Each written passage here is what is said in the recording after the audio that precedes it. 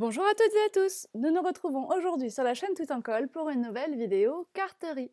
Nous allons aujourd'hui réaliser un fond galaxie grâce aux encres Distress et nous allons dessus faire des petits coloriages sur des montgolfières avec nos feutres à alcool. Là je vous montre le même fond réalisé avec les mêmes couleurs mais en Distress classique. Cette carte vous l'avez déjà vu passer soit sur le blog, soit sur Instagram, soit sur Facebook. Et là, je vais réaliser le même fond, la même technique exactement, mais avec les Distress Oxide, et vous verrez, le résultat est très différent. Par contre, la technique est la même, donc vous pouvez reproduire la technique quelle que soit la gamme d'encre Distress que vous avez envie d'utiliser. Je choisis donc un violet, pour ma part ici Wilted Violet. Je choisis un rouge assez vif, j'ai choisi Abandon Coral. Un jaune Fossilized Amber. Pour les classiques, j'avais pris Mustard Seed.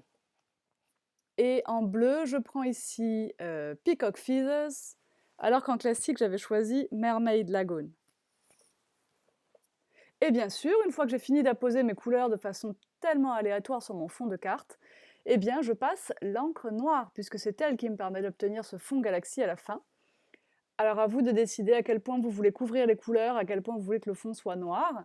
Bien sûr, on n'oublie pas qu'ici on travaille avec des encres Distress, elles vont donc réagir avec l'eau, et nous allons en ajouter un petit peu après avoir apposé la couleur. Le fond me convient tel quel ici. Bien sûr, on en a plein les mains, mais ça, sinon c'est pas drôle. On prend le pulvérisateur. Alors c'est vrai que je choisis celui-ci qui pulvérise mieux, je trouve, que les petits que j'avais juste avant. On peut, avec celui-ci, réaliser des gouttes plus ou moins grosses. Voilà, je trouve le jet plus intéressant. Donc je laisse un petit peu travailler l'eau sur l'encre pour que l'effet oxyde se fasse. Et puis, voyez ici avec mon pistolet à chaleur, je sèche avant même de venir absorber avec mon papier absorbant.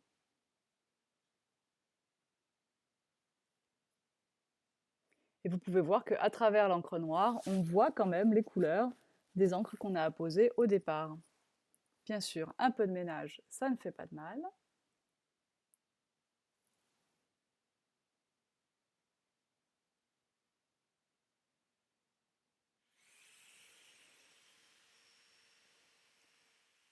Nous allons maintenant réaliser nos tampons. J'ai choisi ici une planche Blue Skies chez Lone Fawn pour réaliser les petites, les deux montgolfières d'ailleurs. Je prends ici mon encre Memento d'ailleurs, oui là j'ai pris la Memento, je la vois sur le côté. On peut aussi bien sûr prendre l'encre MFT hybride noir licorice qui correspond, qui convient aussi bien au coloriage au feutre à alcool qu'au coloriage avec les techniques à l'eau comme l'aquarelle. Alors je fais deux petites montgolfières, c'est surtout pour sauver mon papier, hein, enfin pour ne pas gaspiller, parce que je n'en aurai besoin que d'une petite et une grande pour faire cette carte.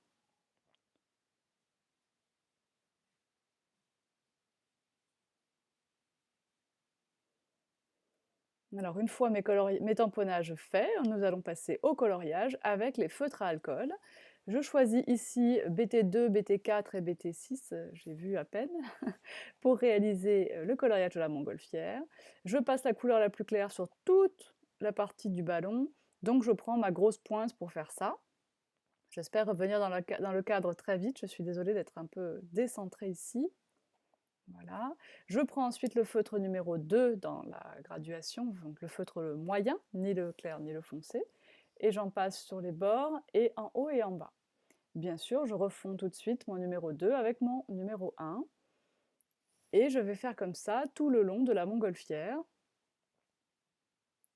J'ai choisi ici du papier Nina Solar White, puisque c'est celui qui est le plus approprié au coloriage au feutre à alcool. Une fois avoir passé mon numéro 2, hop, je fonds la démarcation avec le numéro 1. Ne soyez pas trop exigeante avec vous-même, sachez que l'alcool met du temps à s'évaporer et que le feutre à alcool ne prend pas sa couleur définitive immédiatement.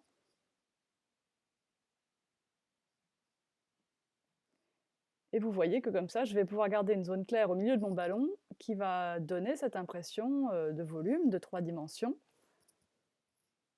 pour obtenir une mise en couleur bien plus jolie qu'un aplat de couleur unie.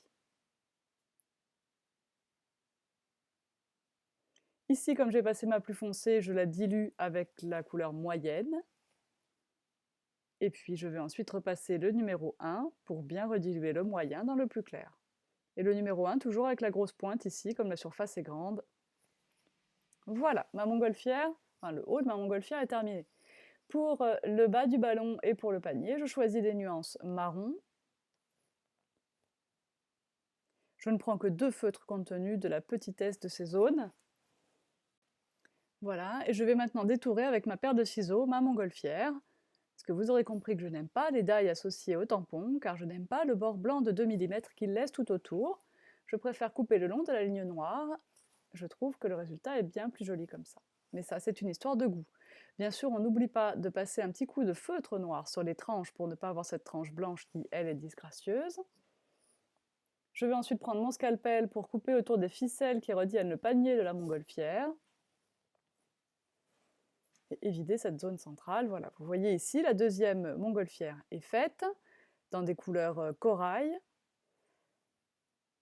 Je choisis la mise en place et je passe à l'embossage de ma petite phrase.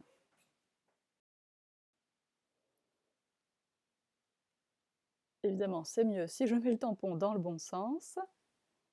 Voilà. Hop. Je vais pouvoir mettre mon encre. Alors, je crois que je prends la Wow cette fois. Voilà. Alors, la Wow, c'est pour l'embossage, comme la Versamark. Mais l'encre, si on peut appeler ça de l'encre, hein, est complètement différente. Ici, c'est vraiment assimilable à de la colle. C'est très précis et le séchage est encore plus lent qu'avec la Versamark. J'enlève les petites parties parce que je n'avais pas bien séché mon papier de fond. Donc les poudres adhèrent à des petits endroits où il y avait eu plus d'eau sur le papier, donc je les enlève proprement, avec mon scalpel là où vraiment elles s'accrochent parce que c'est vraiment mouillé. Et je vais bien sûr faire fondre avec mon pistolet à embosser cette jolie poudre blanche. Alors on fait d'abord chauffer le pistolet, et quand il est bien chaud, je m'en étais servi avant, donc il a été chaud très vite, on le présente sur la partie à embosser. Ça permet de le présenter moins longtemps et donc de moins gondoler le papier. Une fois la fonte terminée, on n'insiste pas pour ne pas faire trop cuire notre poudre, qu'elle reste bien brillante. La montgolfière rose, je la colle sur le fond de ma carte. Alors que la montgolfière bleue, elle, je vais la coller bien sûr, mais avec du scotch double face 3D. Celui-là fait 1 mm d'épaisseur, donc c'est relativement discret. Je coupe des petits morceaux hop, pour faire les 2 petits paniers. Je rajoute 2 petits morceaux à droite et à gauche du plus grand. Voilà.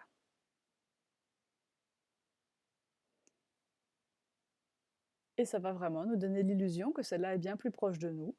Et la petite étant plus petite et en plus collée directement au fond, nous avons la perspective qui se crée. Voilà, bien sûr, on rajoute les petits détails, notamment le pinceau à paillettes. Je ne vous le montre pas souvent, mais sachez que je l'utilise dans chaque création. Le pinceau à paillettes est un incontournable. Et je dois dire que le pinceau à paillettes Spectrum Noir, il brille vraiment beaucoup et il a un rapport qualité-prix excellent.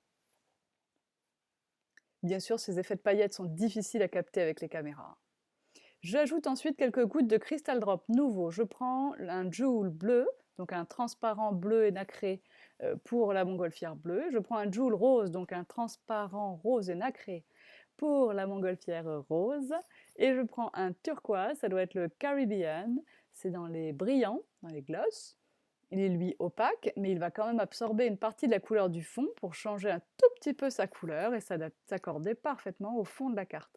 Ça arrive quand on pose le Crystal Drop directement sur le projet et qu'en plus le projet n'est pas complètement sec. Si vous aviez fait votre goutte de Crystal Drop à l'avance et que vous la collez sur la carte, bien sûr, elle ne sera plus influencée par le fond. Un petit coup de fausse couture au stylo gel blanc. Et cette carte est maintenant terminée, il n'y a plus qu'à la monter sur une jolie base de cartes, blanche ou colorée à votre guise. Vous voyez bien ici ressortir les paillettes que j'ai installées avec le pinceau paillettes sur les montgolfières. C'est aussi le moment pour moi de vous dire que je reprends le fil du blog tout en colle car je l'avais un petit peu délaissé. Et Martine, merci beaucoup de m'avoir rappelé que nombreuses d'entre vous ne vont pas ni sur Facebook ni sur Instagram. Vous loupez donc beaucoup des actualités tout en colle. Le blog est de nouveau là pour regrouper toutes les infos. Je m'en sers également pour ajouter tous les liens vers les produits que j'ai utilisés. De cette façon, vous les trouverez sans peine dans la boutique Tout en Colle. Je vous dis à très bientôt pour de nouvelles aventures. Bye bye!